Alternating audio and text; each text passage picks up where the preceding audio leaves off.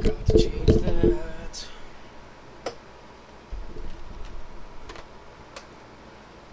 Forgot to change that. Forgot to change that. Okay.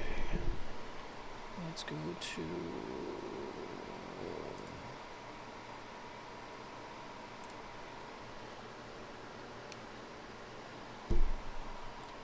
I forgot to change that.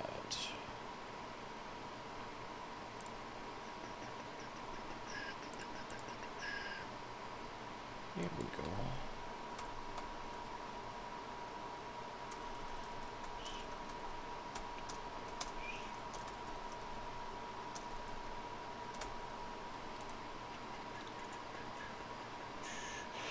Hey guys, what's going on? I apologize for the slight delay. I forgot to title it. uh, Cause you know, reasons. Reasons. Okay, so let's see if I did this correctly.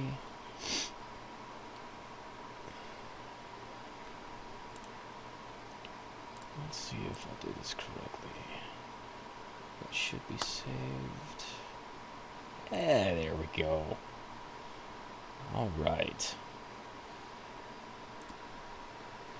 Awesome. Okay. I figured it out. Alright. So I'm just starting the stream a little bit early so that it'll give people time to come in for the notifications and whatnot to go out.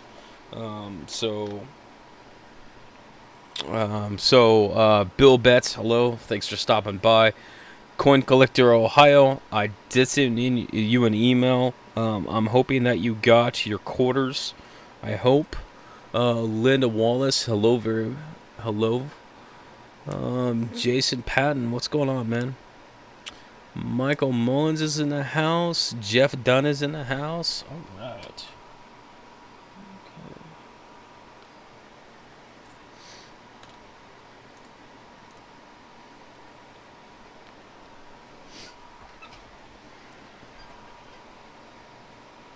I hope my background noise of my fan isn't too much. Oh, okay, good. Okay, I'll have to check it out. I guess I haven't really been on YouTube that much, but I'll check it out, and I'm glad that you got it, man.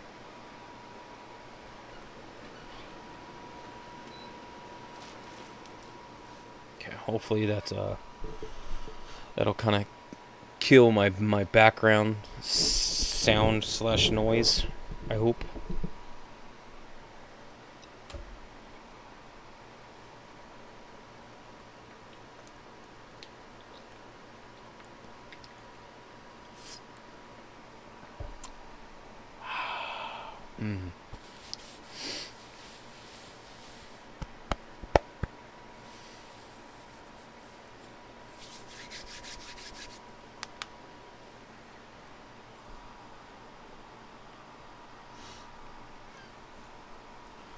Let's see. So we got. Yeah, I'm just waiting for so a few more people to jump in here, and then we can get it started. My time wasn't until 2 o'clock, and I decided I would at least start off a little bit early to try to give some time for people to come in, so they're not missing out on too much information.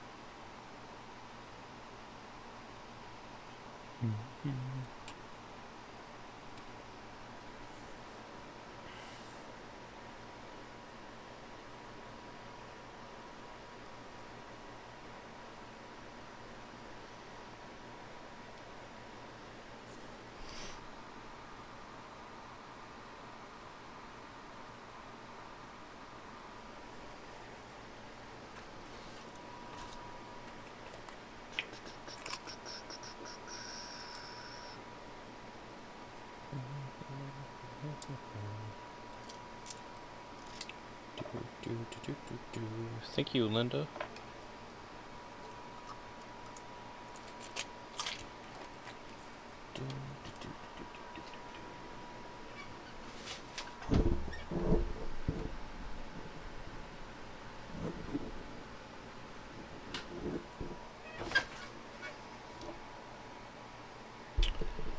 What's up, Jeff Stanley? How are you?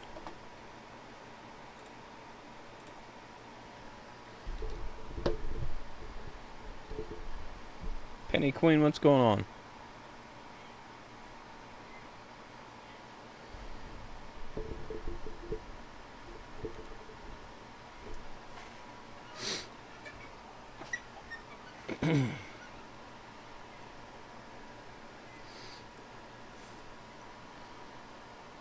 All right, I'm gonna go ahead and get started. So, the 8 people that we got going on right now, we're just gonna have I cherry picked anything this week? No, I have not. I have not cherry picked anything. Hey, David Carlisle, thanks for coming in. Looks like people are starting to roll in now. So, Coins,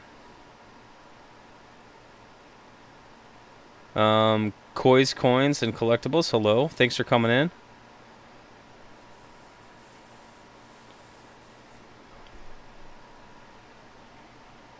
Yeah, I have not really spent a lot of time cherry picking eBay or elsewhere. The last about 3 or 4 days I've spent on this presentation, and then just trying to get kind of a lot of stuff, put together, because I have a wake up. That didn't help. Come on, I know you can. You can almost focus. Oh, terrible. What's up, Blues? Been putting together stuff for my my auction on Wednesday, for my sale on Wednesday. So, but let's go ahead and get started. So, my show today for the Coin Seminar Weekend is about the small dollars. So you guys might recognize this bad boy right here. This happens to be a 1977 Eisenhower dollar. Well, at the point that these were being minted through 1978, the Mint and the Treasury Department were looking for cost-cutting options, to basically reduce cost. So they wanted where the Mint was already working on a reduced diameter dollar in 1976. So remember, the Eisenhowers, because my camera's not going to focus a single bit. Not once. Not once. This is terrible. This is terrible. You had one job, and that was to focus. Come on, you literally had one job, and that was to focus on a single coin. There we go. Oh, jeez. So in 1976, the Mint was already preparing for a reduced diameter dollar coin. The Treasury Secretary publicly endorsed a smaller dollar coin in 1977. So the same year that this Eisenhower came out, the Mint and the Treasury were already promoting a smaller dollar dollar coin, because making these gigantic plates of coins, were just it wasn't cost effective. So then we start getting into the smaller dollars. So in about 1976, the Mint was conducting experiments on different styles of coins. So they had done. Ken, yeah, right. The Mint had conducted experiments using 8, 10, 11, and 13-sided coins, but was really lobbied against and blocked by the vending machine groups, because in order for them to accept the other shapes other than just a round coin, they would have to drastically modify all of their machinery, and these modifications were really costly. So, with the reduced diameter, they decided on the sided, the polygon shape on the interior border to add as to add to aid in identification for the visually impaired. So if the visually impaired had a dollar and a quarter, they could tell them apart by both visually and because you can feel this interior rim.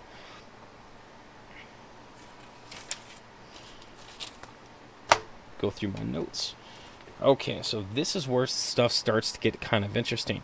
So in May, specifically May 3rd, 1978, the Wisconsin representative William Proxmire introduced the legislation in the Senate, which was par for a Treasury proposal for the smaller dollar, except for calling for a design that was the Susan B. Anthony design instead of the initial design. So I believe I do have a...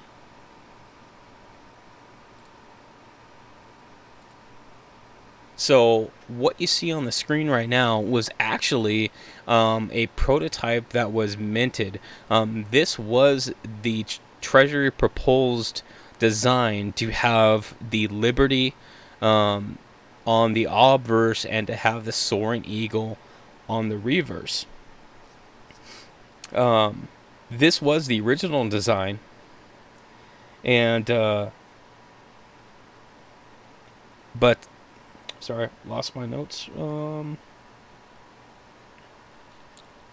But they wanted a prominent figure on the coin instead of the imaginary Liberty figurehead. So on May 15th, so just 12 days later, Representatives Mary Ocher from Ohio and Patricia Schroeder from Colorado introduced similar I am having a hard time talking today, legislation to the House, calling for the smaller dollar to have the Susan B. Anthony on the obverse of the coin. So Frank Asparo, which was the lead, one of the lead designers, had help from a friend in researching Susan B. Anthony before creating a design, which he had created many different designs. So two of the designs that were put together, which are these, actually were shown to to Anthony's great niece, Susan B. Anthony III, and she very vocally criticized the designs for either depicting Anthony as either too old or prettified. So basically, she's saying she's either too old or too pretty. And really, the time that they wanted to portray Susan on the coin was around her 50s. And since there was no known pictures to exist of Anthony in her 50s, the designs were modified and eventually approved. So these are the two sketches. As far as that I've been able to tell, the sketch on the left would be Susan B. Anthony when she was older, and then the sketch on the right would be Susan B. Anthony when she was in her 20s. So, and it was really, they really wanted to portray her in the time that she was doing the most work, and she was a figurehead in social reform, and she was doing a lot of that work in her 50s. So they really wanted to portray her in that time period when she was doing the best work.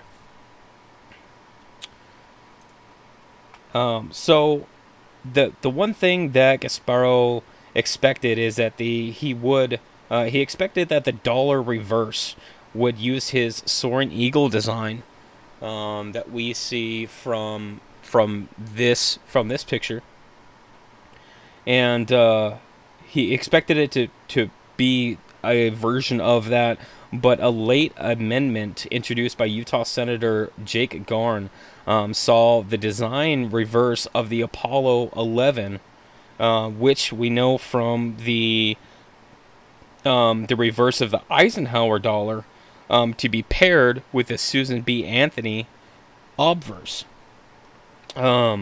So really the interesting aspect, I got a picture right here. So this is what we know as the Susan B. Anthony, as it was initially released in 1979.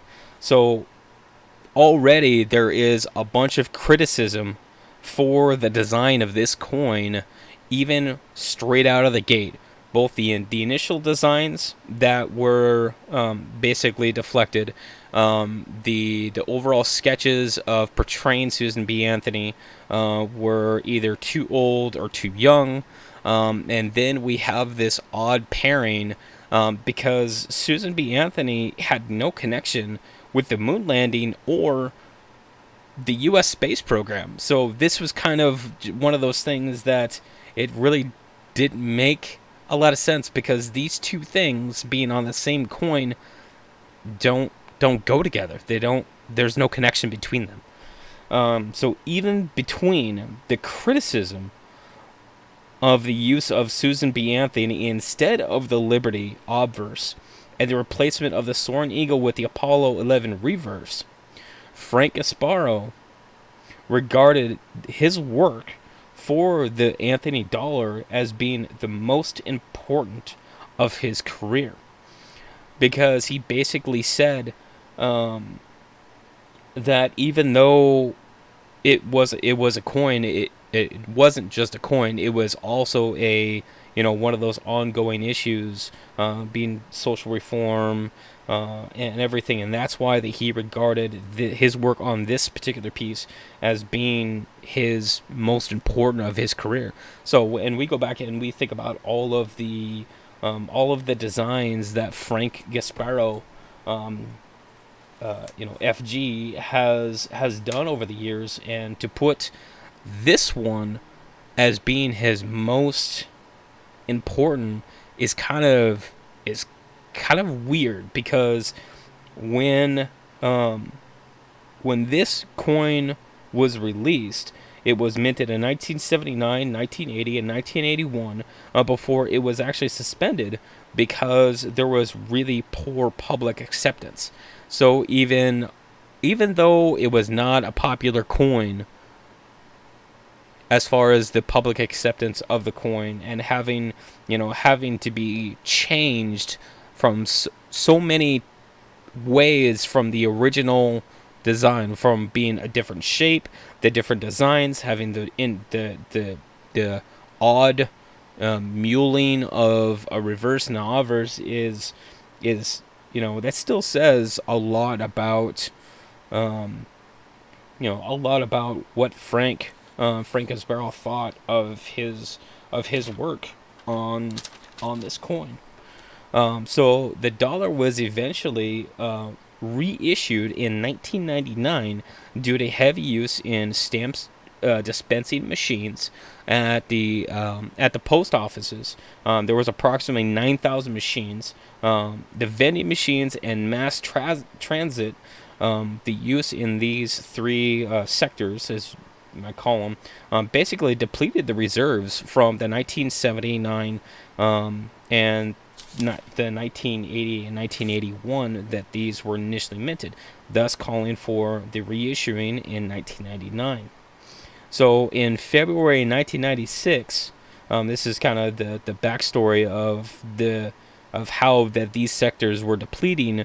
the reserves. In February of 1996, the vaults had approximately 229 million coins, and this was reduced to 133 million by the end of 1997. So basically, you have 2 years that cut the total reserves like in half. So the reissue in 1999 was basically a stopgap measure until production began on the gold dollar, which came from the United States $1 Coin Act of 1997.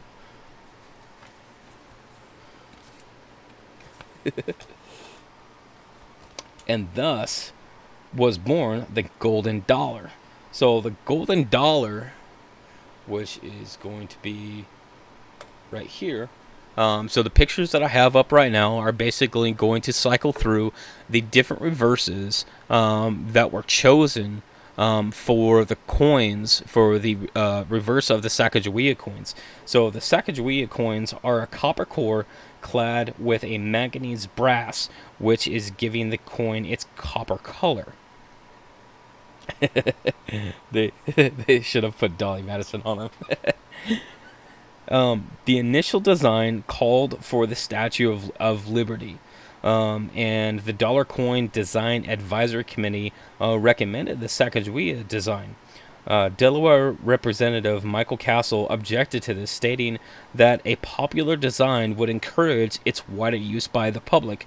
No, and that is kind of a tip back to the Susan B. Anthony, where it really didn't get a lot of public acceptance. So he's saying,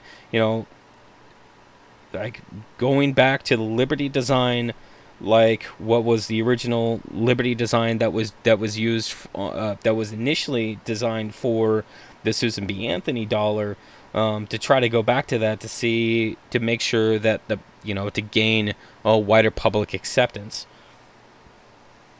So, and the representative Michael Castle was really adamant about this. So the General Accounting Office conducted a poll on behalf of Mr. Castle, and the results from this poll were that 65% of people wanted the Statue of Liberty, 27% wanted the Sacagawea, 2% said either design is fine, and 3% had no opinion of the designs at all. So it's one of those things that you have a coin that still has a bunch of criticism in the initial design right out of the gate, just like what would become the Susan B. Anthony dollar. Can't answer that poll with "I like turtles." I like turtles.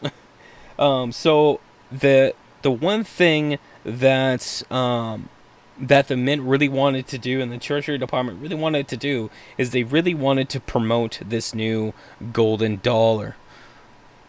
So this new dollar was heavily marketed by the Mint, and also included partnerships with Walmart and Cheerios. So a lot of us may remember the Cheerios as being the 2000 p Sacagawea that is called the Cheerios dollar. And basically what it was is that inside boxes of Cheerios you could find either a 2000 cent or a Sacagawea dollar that was on a card, a little cardboard backer, and those were called the Cheerios dollars. So for the new golden dollar, initial designs were submitted, and they had 6 obverse and 7 reverse designs. And these initial designs that were submitted were reviewed by Native American members of the community, teachers, numismatists, historians, members of Congress, and various government officials, to basically decide on what of these designs would would be selected as finalists. And of these designs, there was 3 obverse and 4 reverse designs that were selected as finalists. These designs were then sent over to the U.S. Commission of Fine Arts, which chose the obverse of Sacagawea with her infant son, and the Soaring Eagle reverse. And this design was used from 2000 to 2008.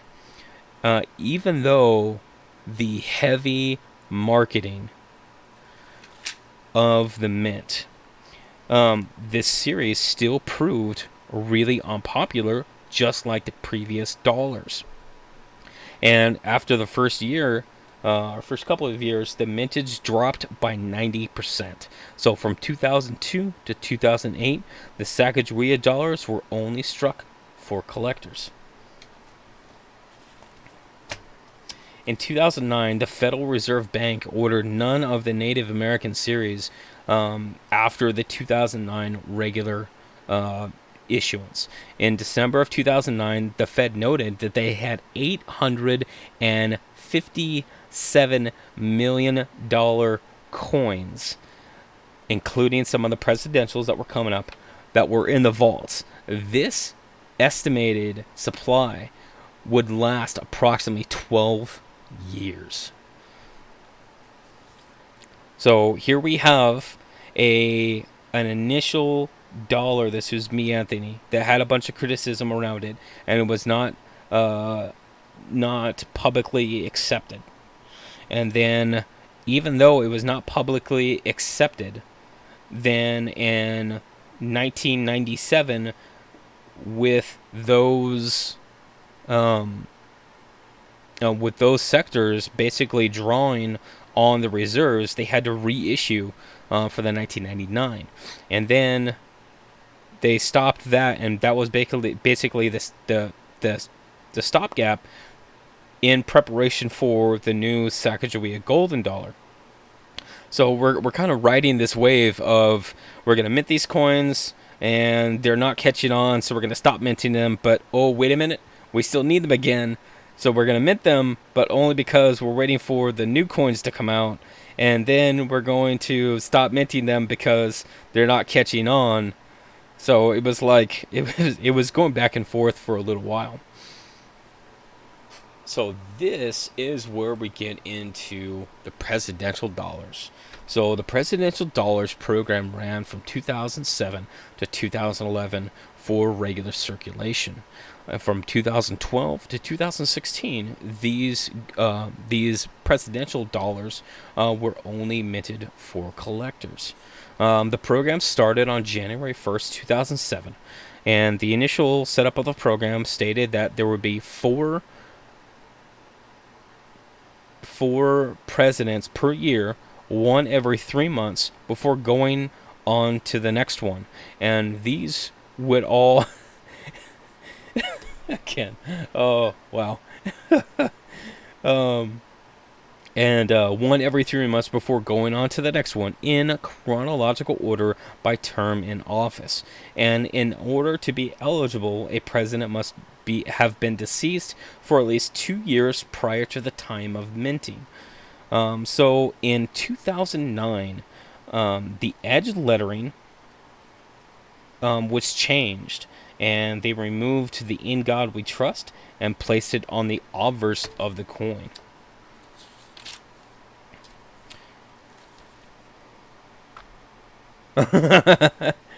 Yeah, it's Kent's fault. By 2011, there was 1.4 billion uncirculated $1 coins stockpiled.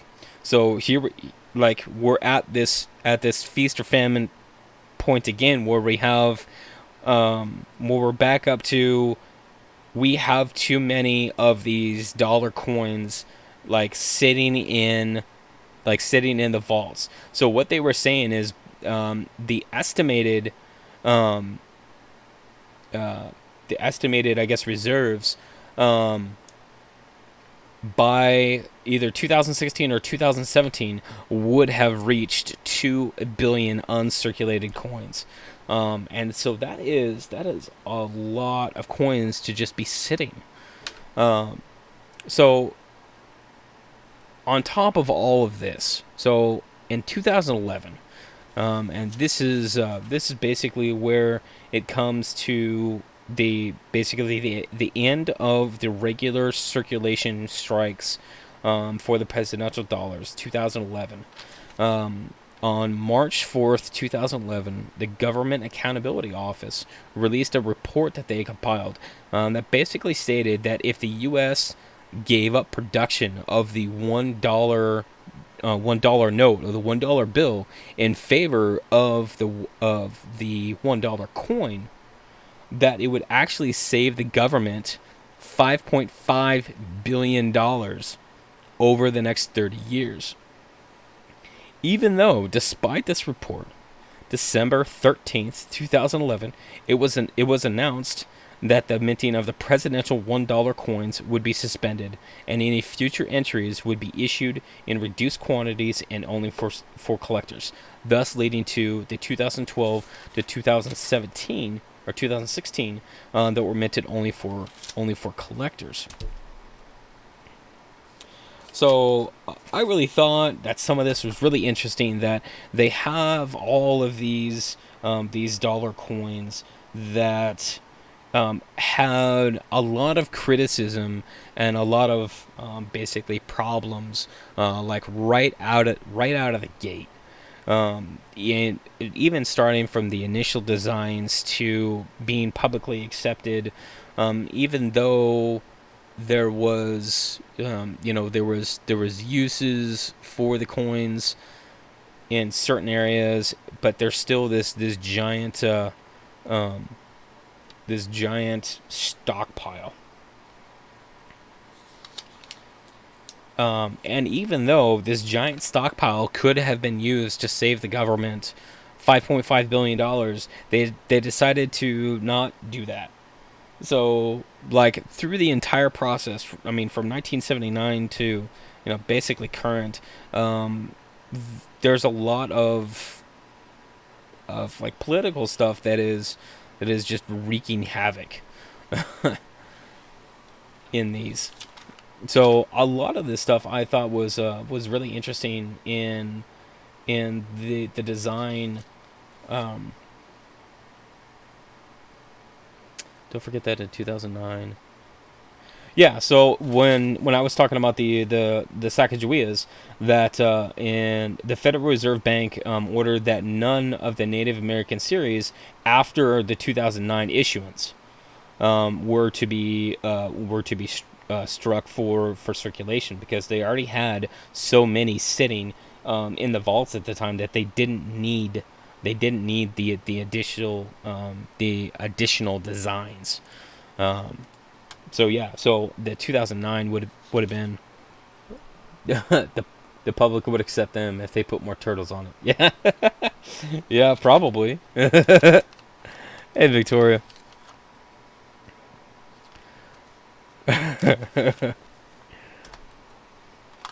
So a lot of the things that we see in the changes of the designs across. Yeah, Koi, I'm actually getting to that. So some things to look at, to look for. So in 1979, yeah, these are my notes. So in 1979, specifically the Philadelphia, there's actually two different types of rims. So there is a narrow rim, which is generally what you're going to find, and then there's going to be a wide rim. So to show you the difference, I'm gonna show this. There we go. So this 1979 Philadelphia is the normal narrow rim. And so this is the normal one, where you have the one that is far away from this rim. The second design, or the wide rim, which is a lot more favorable, a lot more valuable, and it was modified in 1979, is that this rim is further in, and this one is much closer. So it's like it's almost touching it. So the difference between the narrow rim, which is this one right here, and the wide rim, the one is going to be almost touching this rim.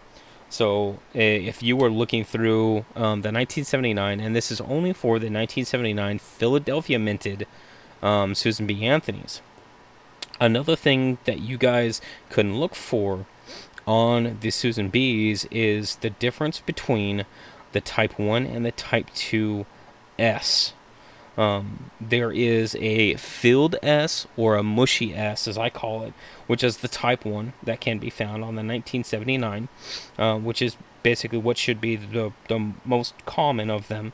And then you have the Type 2. The Type 2 is called a clear S, or a rounded S, and it is much more. I mean, if you have a Type 1 and a Type 2 right next to each other for the 1979 proofs, you can tell the difference between these two coins, the mint mark especially, right off the bat, because the Type 1 is a mushy, like mushed up, smashed S. Like, it does not even look like an S. It looks like a pile of metal.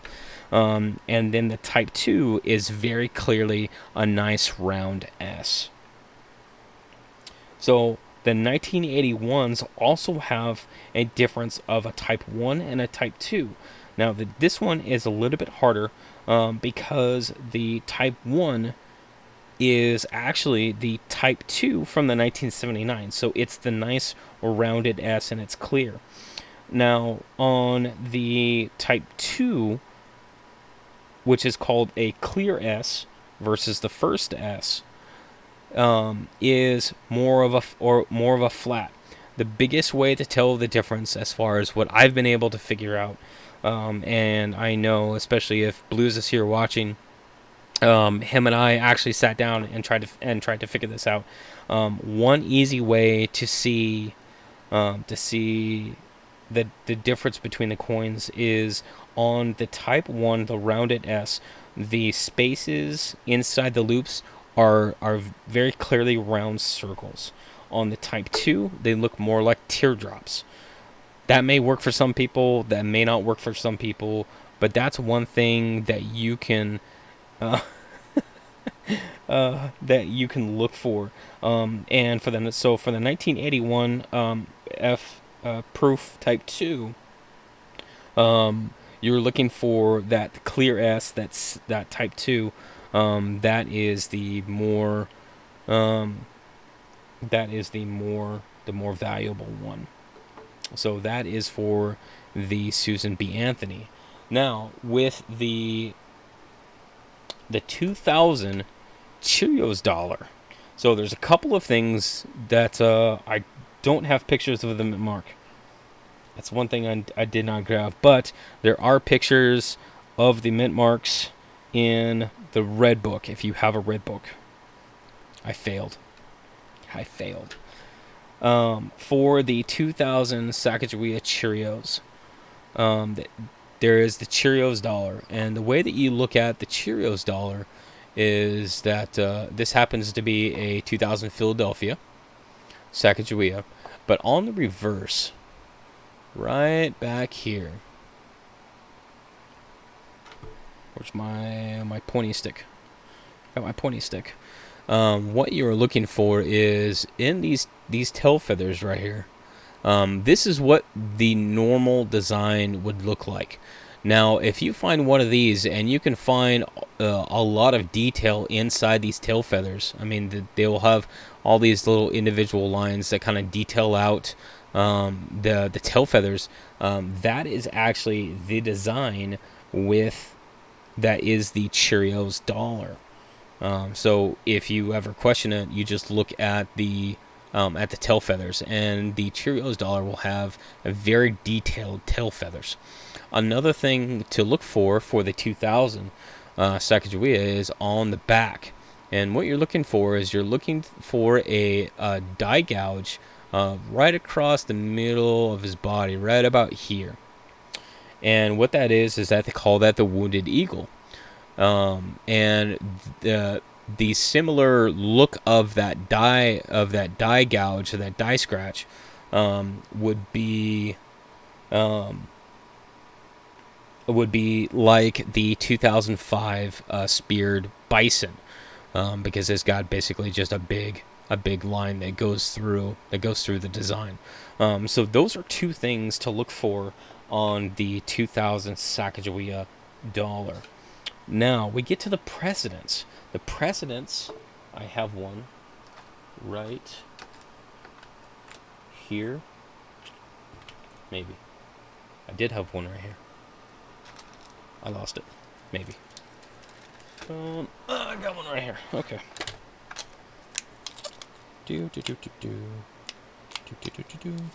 We are going to use James Moreau. Okay, so our presidential dollars.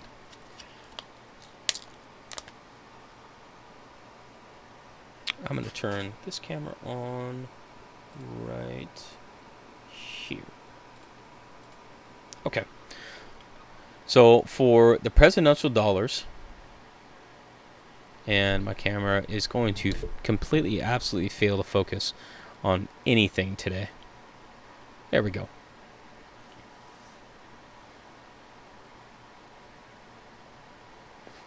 The it's actually the design, and the Cheerios dollar had a very detailed design in the tail feathers. Like there is, you can see all of the individual splines of the tail. That is what is considered the Cheerios dollar design.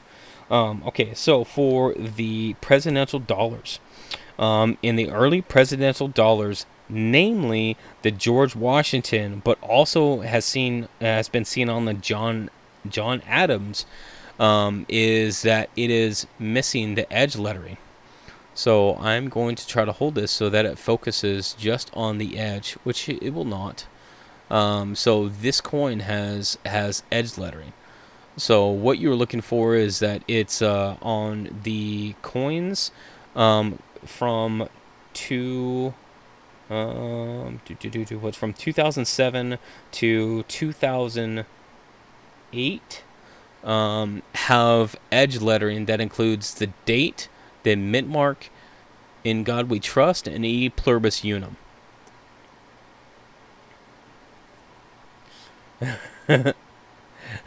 I know I'm touching it with my gross fingers, but so basically what happened is that these coins are struck and then they are run through a machine that actually does the edge lettering after that they are struck. So again, these the missing edge lettering have been reported on. Were first found on the George Washington pieces, but have also been reported with the John Adams. Another aspect of the John Adams piece is that it will actually have there have been examples of the edge lettering that are doubled, either basically overlapped or closely run together. Generally, it's going to be overlapped to some degree. And basically, they said that yeah, it could happen that it gets caught in the machine, or somehow it gets run through the machine twice. But that's how that the edge lettering gets double applied, I guess. So now, for what we were talking about earlier. So when you guys are looking at the presidential dollars, they have two things. They have two positions. So if you see any graded examples of these coins, it will have a position on it, and one is a position A and one is a position B. Here's how you tell the difference. So the positions are based off of looking at the president portrait face up. Now, if you just turn that to the side and you look at the edge lettering, which my camera is not going to focus because it's impossible to focus. You literally had one job. Okay, so right here, portrait is face up, and I can read right there 2008 D. So the text is reading basically the right side up. This is what they call a position B. Yes, this is what they call position B. Now, if you have the portrait that is face up and you tilt it on its edge and the text is upside down, that is what they call a position A. So for some people that want to collect one of everything, you would have to get basically four of every single president. You would have to have a Philadelphia that is both a position A and a position B, and then you would have to have a Denver that is position A and position B. So, and a lot of these things, a lot of the like the albums and stuff will not actually have different sections for the different positions. So supposedly, they say that the orientation, the position A or position B, should be a 50-50, like a 50% chance of either one. But they have done reports on them, and it varies a little bit. Some of them are running like a 47% position A, and a 53% position B. But that's how you tell. That's what the position A and the position B is, in case that ever comes up. So some people only collect certain positions.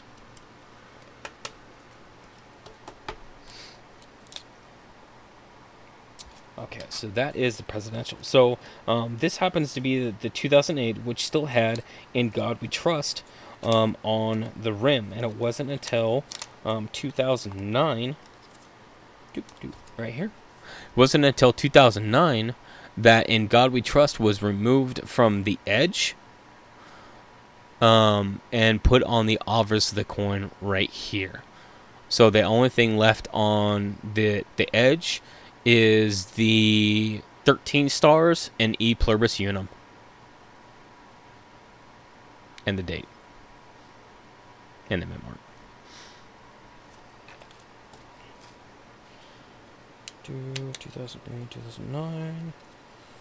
Get these back in order.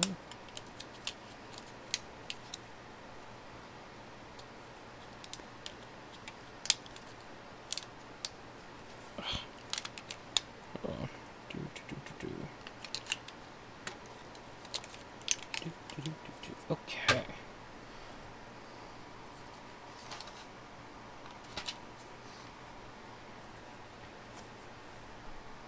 A Zen collection?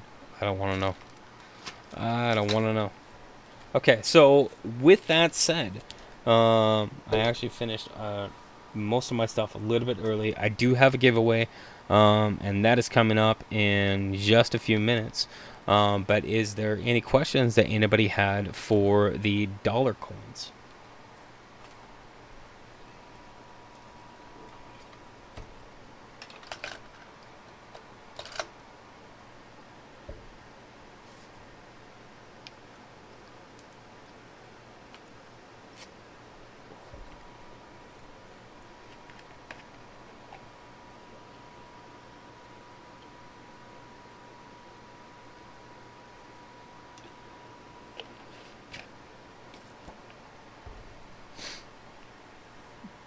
How many do I have? Not that many. Why is it so hard to find any silver in a box of dollar coins? Probably because they didn't have any silver dollars that were reduced size.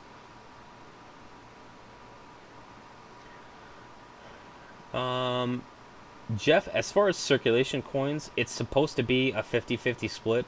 But you can go on to PCGS's website with their pop report, and it can give you better figures on the different position A, position B numbers as far as what's been certified. The Ike dollars that were 40%. The silver. Let's see. Ike dollars. There were silver proofs. Are there silver proofs in dollars? Of course, Ken, you're going to ask me that question. Do, do, do, do, do, do, do.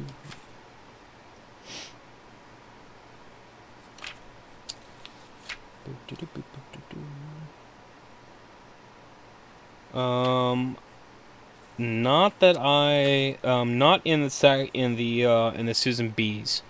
There was no silver proofs. There were proofs that were made, but I don't have any reference to silver proofs.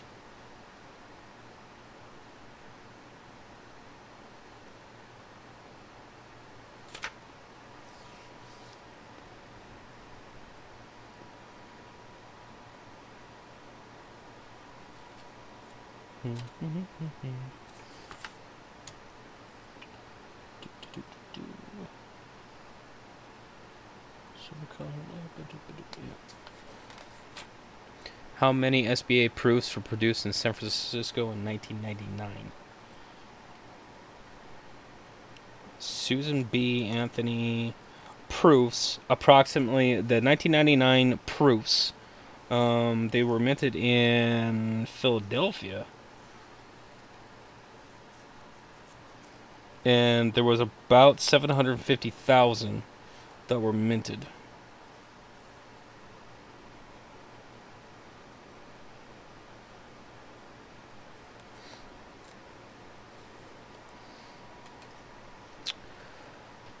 Why did the mint make less dollar coins in 2012? They made less for circulation, Jeff, because they already had a stockpile of like 1.4 billion dollar coins that had not been issued out for circulation yet.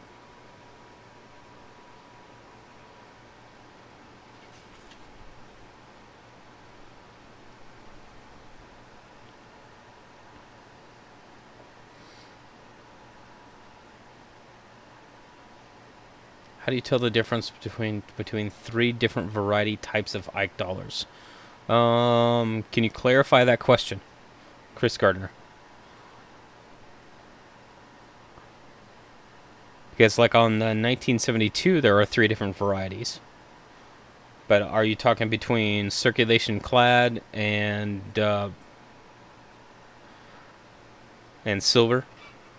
When was the previous circulating design having? When was the previous circulating design having proofs struck at Philly? When was the previous circulating design having proofs?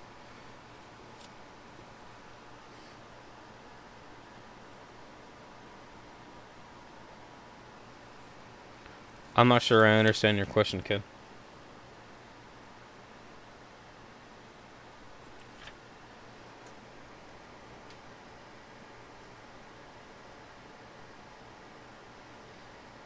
When was the previous circulating design having proofs struck at Philly?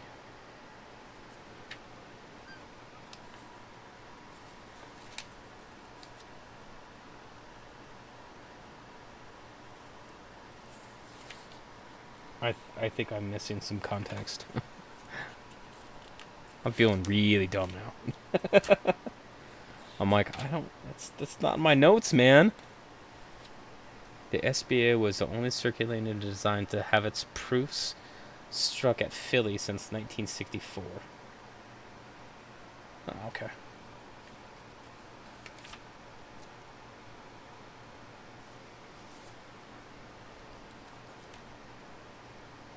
All other circulating designs have proofs struck at San Francisco. Yeah, and I think that the proofs being struck at Philadelphia really had to do with that the just the mintage of the 1999s was a stopgap and not a regular a regular run of coins. So that's why they were struck at Philadelphia.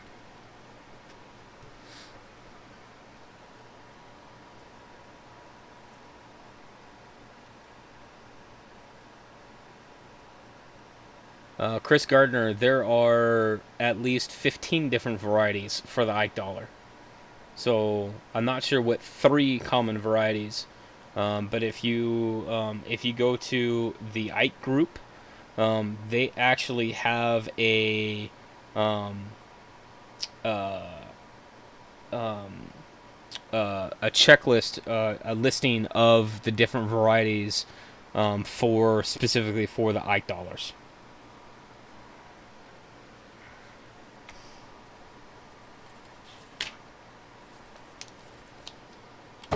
All right, I'm gonna go ahead and do my giveaway now. So the giveaway is a trivia, and there was some people may know it, some people don't. This answer is located in your red book if you have it. So just in case.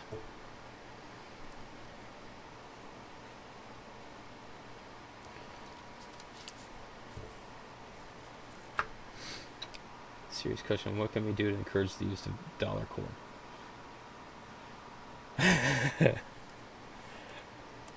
I don't know, Chris. That's been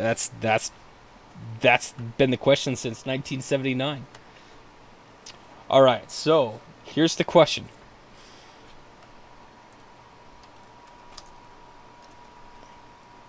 And I'm going to put this in the chat just so I have a thing. So it's the first one on my screen. All right, so here's the question. One group of 5,000 Sacagawea dollars was struck with a special finish. What was the reason for this special strike finish?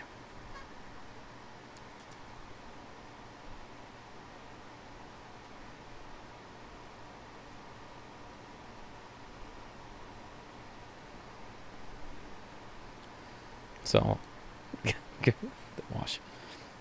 So one group of 5,000 Sacagawea dollars was struck with a special finish.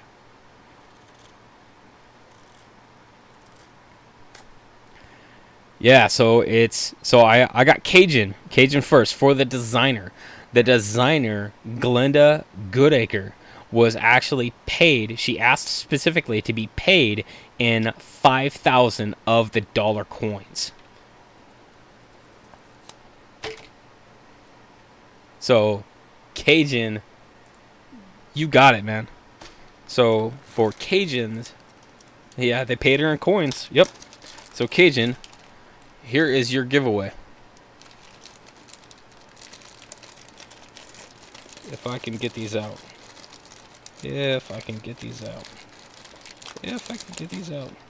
Okay, so we have a 1979 D Susan B. Anthony, a 1999 P Susan B. Anthony, a 2000 Philly and Denver Sacagawea dollars, a 2011 D Presidential. This is Ulysses S. Grant, position A. And then a 2011 D. This is Andrew Johnson, and this is a position B. So you have both an example of a position A and a position B. So, congratulations, Cajun.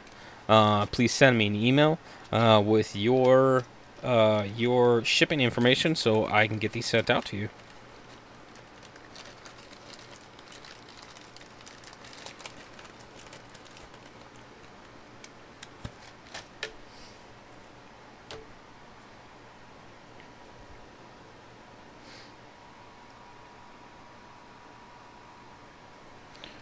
Put a note on this real quick that says Cajun on it, so I don't forget. Okay.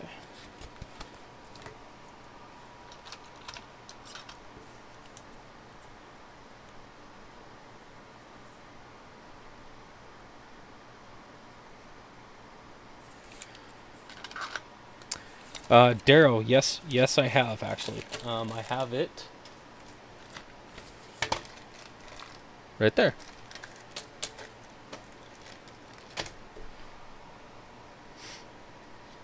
Actually, it's this way. But yes, I have made it. It does exist. It does exist.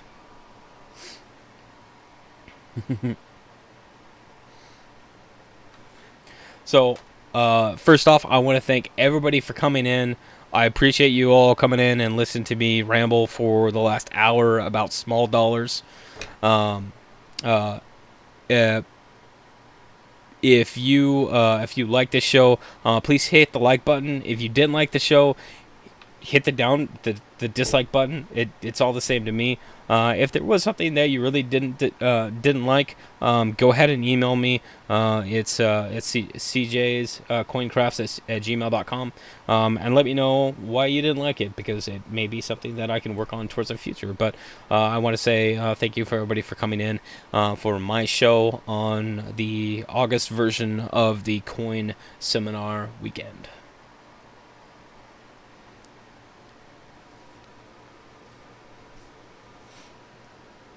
So if you guys have questions about anything I talked about, or this bad boy, you can email me and we can go over that.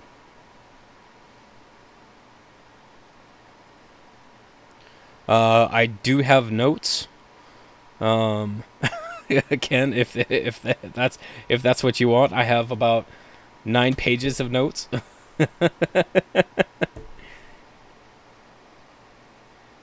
So again, I want to say thank you to everybody for stopping in. I'm gonna hang out for a few minutes, and then I'll turn it off.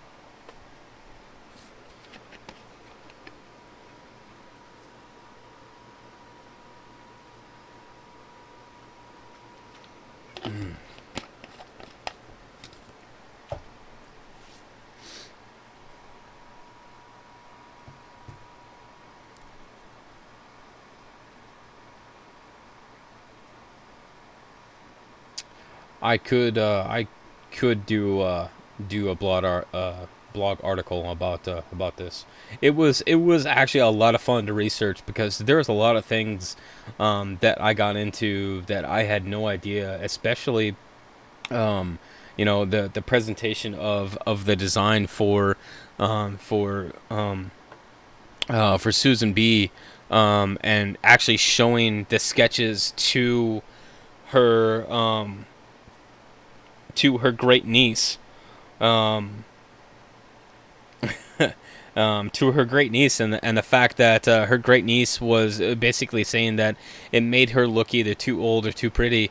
Like that's the kind of thing that you never see, and the fact that Gasparo had to do like a lot of research for Anthony to really to be able to portray her correctly, and that's what he wanted to do. So,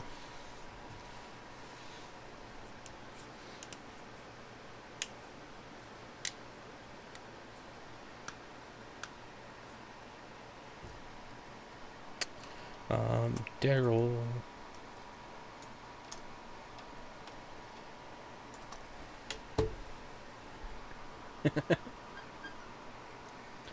Congrats, Cajun, on winning 5,000. Yeah, I wish it was like that. But this is one of those topics that I really I was initially going to put together.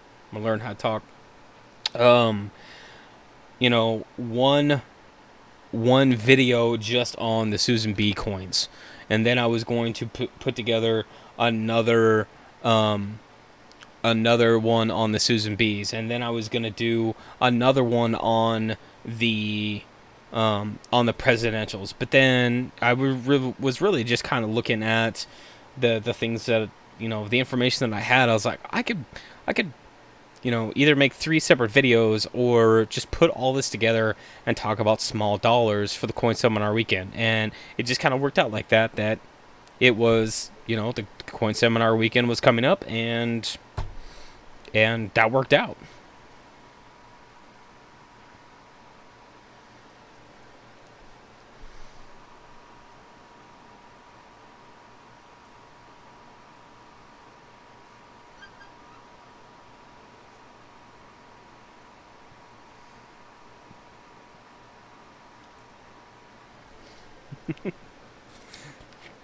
So I think here coming up in, I think,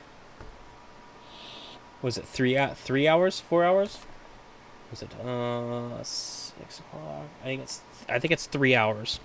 I want to say is time for the big show. Ken, and 3.5 hours. Okay, yeah, yeah. It's so hard for me to do East Coast time for the West Coast. You better take your nap now, Ken. I'm just saying. But yeah, I want to thank everybody for coming in. I had a great time. I hope you guys enjoyed your time, enjoyed listening to me and learning about the small dollars and really some of the things that went on behind the scenes for the small dollar to become what it is today. So thank you, everybody, and I will see you guys next time.